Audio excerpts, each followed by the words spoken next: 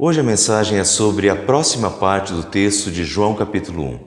Embora cada mensagem seja independente, também seria interessante ver as anteriores. Caso alguém tenha perdido alguma, elas estão no nosso canal do YouTube e também na nossa página do Facebook e ainda podem ser acessadas.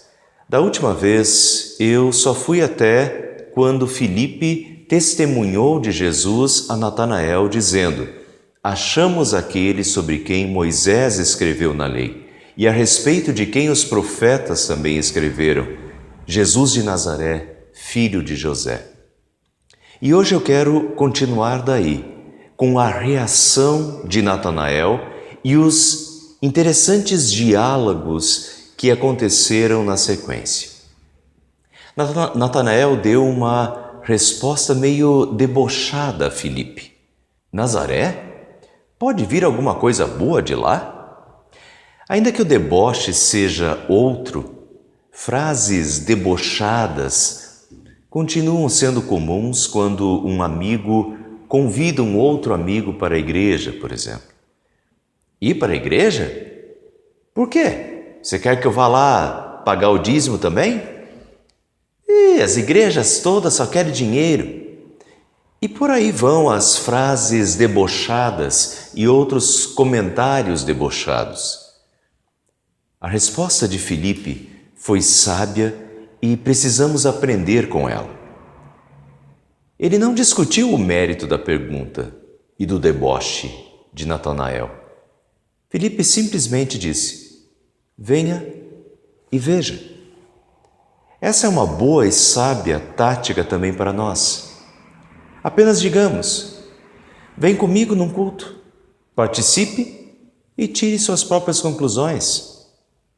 E quando a pessoa vier num dos nossos cultos, ela verá que nós não queremos o dinheiro dela e verá a sinceridade da nossa adoração a Deus e, ouvindo a palavra, ela verá e talvez será tocada para ouvir mais e querer participar novamente desses momentos gostosos de adoração, de louvor e comunhão com Deus.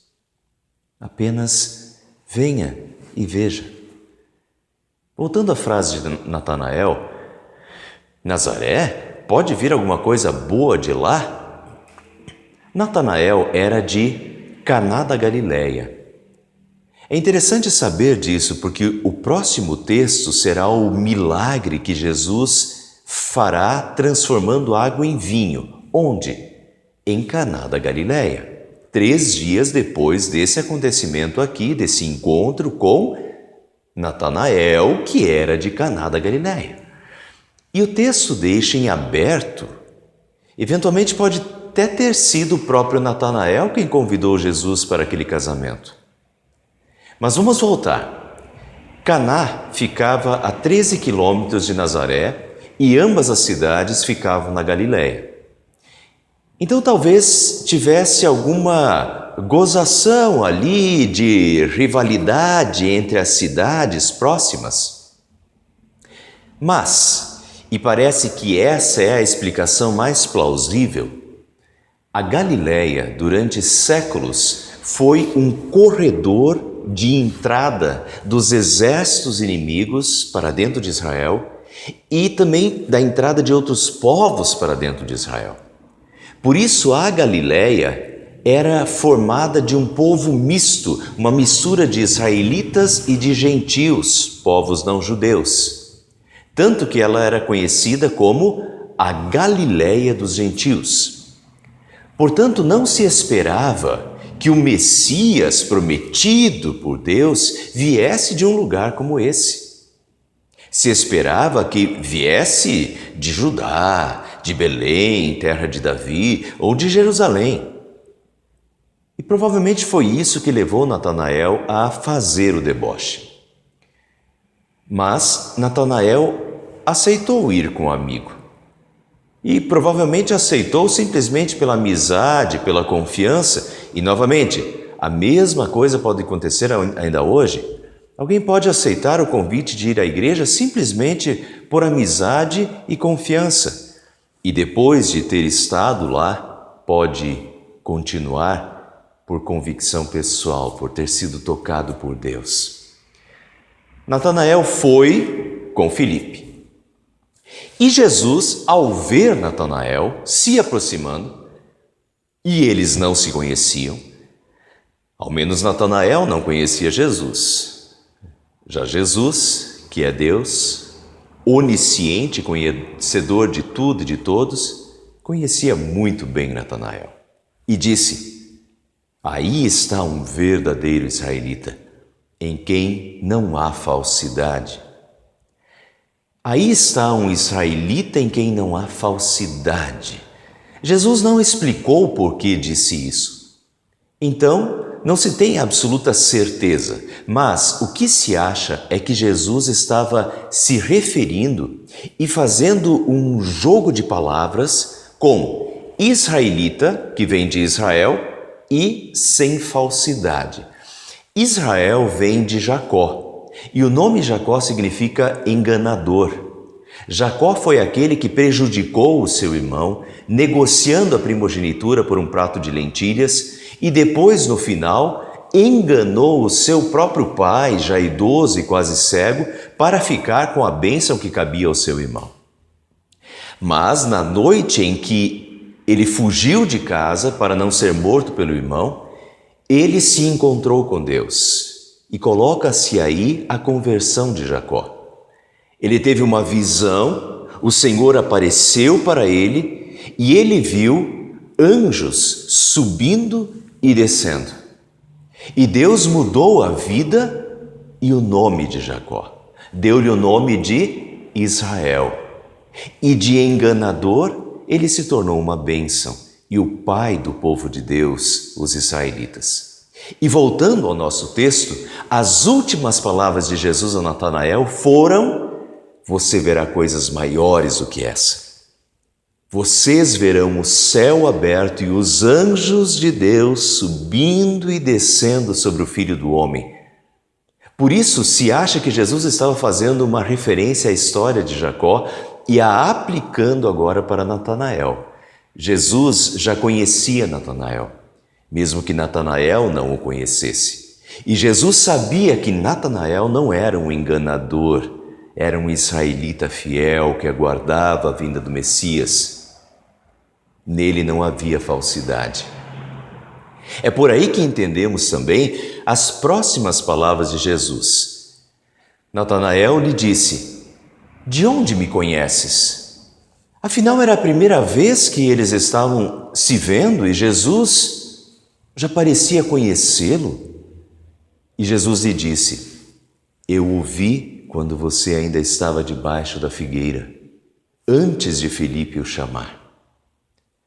Quando Natanael ouviu isso, instantaneamente não teve mais dúvida alguma e disse: mestre, tu és o Filho de Deus.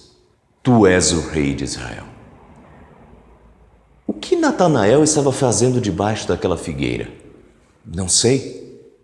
E provavelmente essa era a questão. Ninguém podia saber o que ele estava fazendo debaixo daquela figueira, senão Deus. Na época, as figueiras, pela sua sombra, eram muito buscadas como lugares para meditação e oração.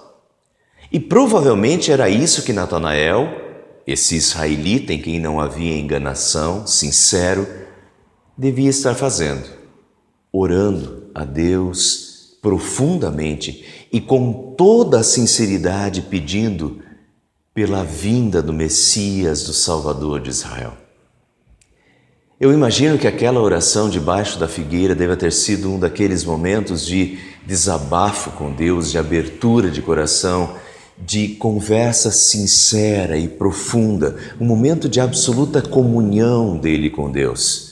Ninguém sabia do que estava no seu coração, ninguém sabia do que ele sentia e o que ele tinha falado com Deus debaixo daquela figueira.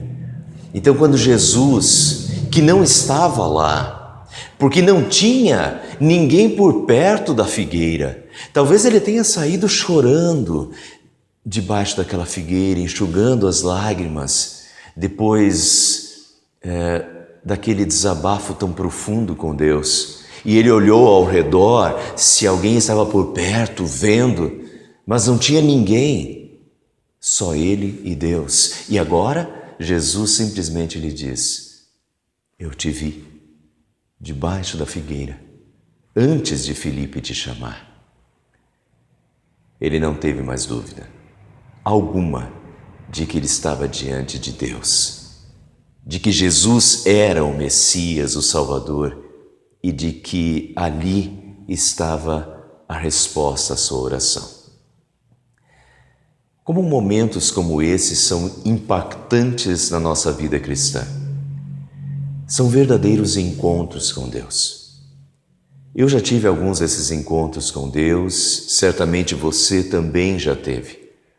Aqueles momentos em que nós nos abrimos com Deus de uma forma tão profunda, às vezes tão desesperada, e falamos coisas tão específicas e suplicamos de uma forma tão verdadeira. E Deus responde de maneira tão clara que não temos dúvida de que foi Ele, de que é Ele agindo, de que Ele estava ali conosco debaixo da figueira. Eu lembro de várias situações assim na minha vida. Vou contar uma delas. Teve uma madrugada, quando eu era pastor lá em Fortaleza, meu primeiro lugar de pastorado, eu estava numa profunda crise vocacional, achando que as minhas mensagens não estavam surtindo efeito algum nas pessoas, e eu estava pensando em desistir. E naquela madrugada eu orei com muita sinceridade a Deus, abri o coração, chorei.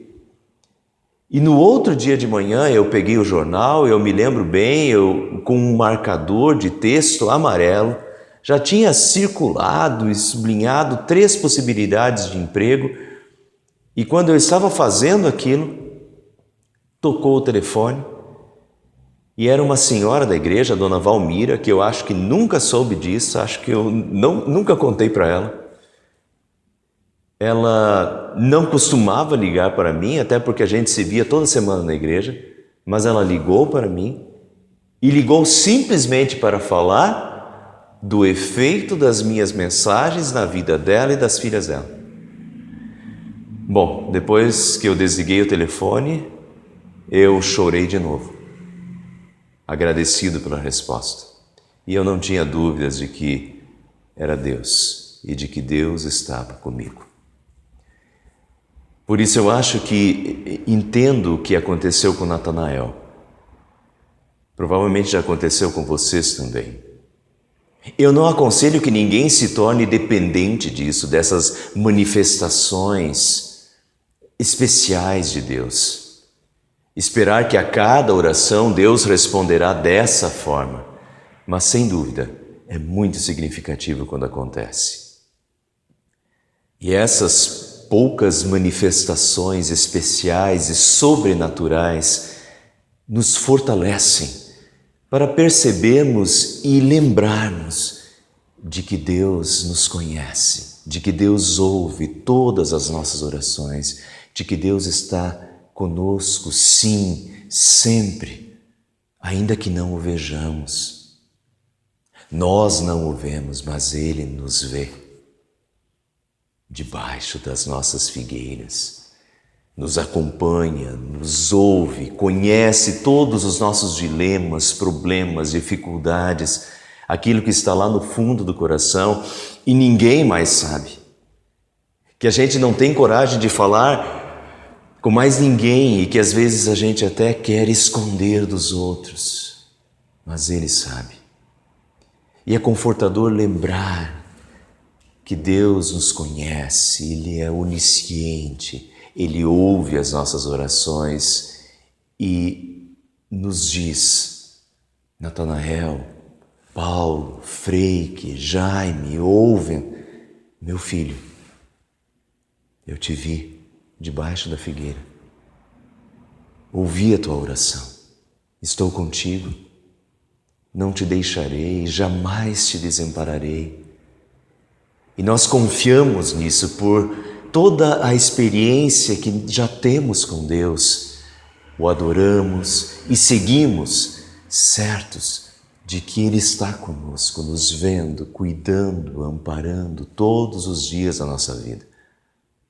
Até que chegue o dia em que não precisaremos mais falar com Ele debaixo da figueira e nem teremos mais motivo para estar debaixo da figueira, porque estaremos com o Senhor, porque o veremos face a face, porque veremos o céu aberto e os anjos subindo e descendo, o Senhor voltando em glória, e então habitaremos com Ele.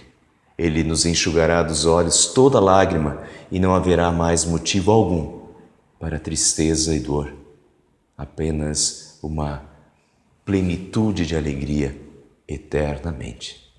Amém.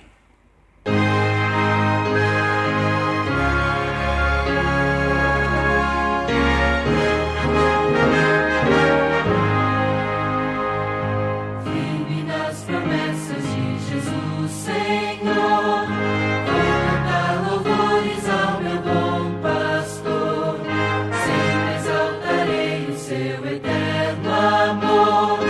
Firme nas promessas de Jesus,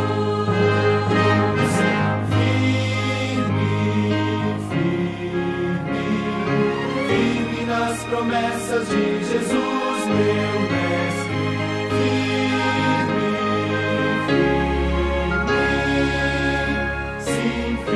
Nas promessas de Jesus. Firme nas promessas, não irei falhar.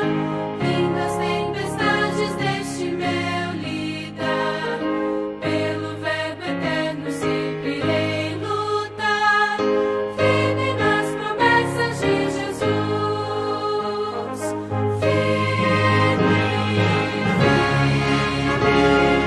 Firme nas promessas de Jesus, meu mestre.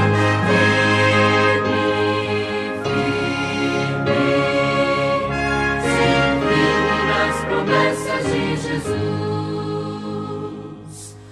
Firme nas promessas do Senhor Jesus, em amor ligado com a sua cruz, cada dia